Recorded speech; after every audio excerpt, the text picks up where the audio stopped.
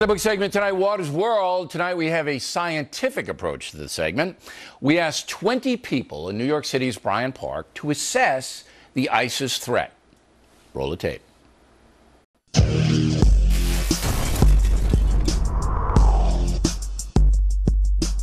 What's going on with ISIS right now? Oh, we're really going to do this question? Can we not do that? As in the goddess, Isis? Goddess of what? The Egyptian goddess? Is it a situation going on in overseas or something like that? What do you mean, the ALS challenge? There's this terrorist army that's running roughshod through Iraq and Syria. Are you asking me or telling me? I'm telling you. Okay, great. 2 Americans were beheaded. Did you know that? Oh, I heard about it. It's not happening here, but it's still affecting our world and affecting people in our world. Unfortunately, they're running a very slick operation and covering ground really quickly. What are you more afraid of, ISIS or ISIL? ISIL? ISIS is the CIA. You think the CIA beheaded 2 American journalists? Who else would do it but our own government? What's the president's strategy to address ISIS? I really don't have an answer to. He doesn't have a strategy. Probably right. It's like me, I don't have a strategy to why I'm still with my girlfriend. But I guess he'll rely on the guys advising him to figure one out. So. Like Biden? Yeah, but he did say that he was going to degrade and destroy their efforts. His strategy is backwards. Do you know what his strategy is, though? Bull. Do you think Obama should send military personnel back to Iraq? No. He already did. I don't think that the president has naturally any power to go ahead and do anything. No Obama. How would you fight terrorism? I would fight terrorism with love. Like, all sit in a room and just talk it out. What if you're in that room and then they behead you? We can talk it out from like a distance then, like. Over the phone?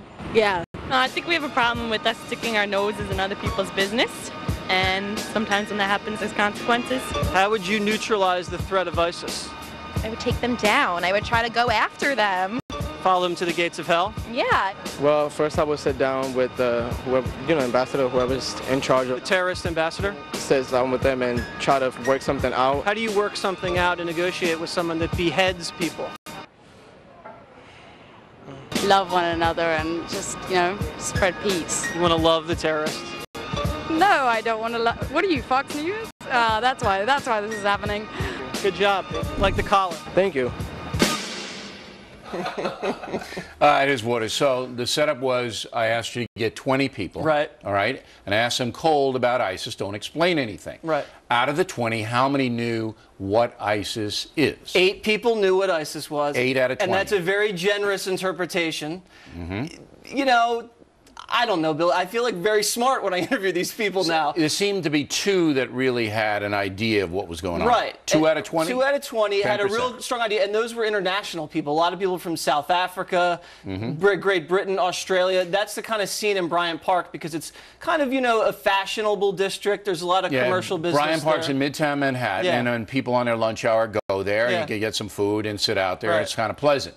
So even on ISIS, even on this terrible story, most Americans have known. Well, you'd think more people would know because the beheading was all over YouTube. It went viral. Everywhere. It's on There's Facebook no and Twitter. excuse. So I actually think it's pretty good that only 8 people knew. All right. I don't think so. I think it's sad. All right. Waters will be back on Monday with the powerful women edition of Waters World. Yes, we're being very careful with this All right. one. I may have to have a sub to introduce that, but fact, the tip of the day, how to handle your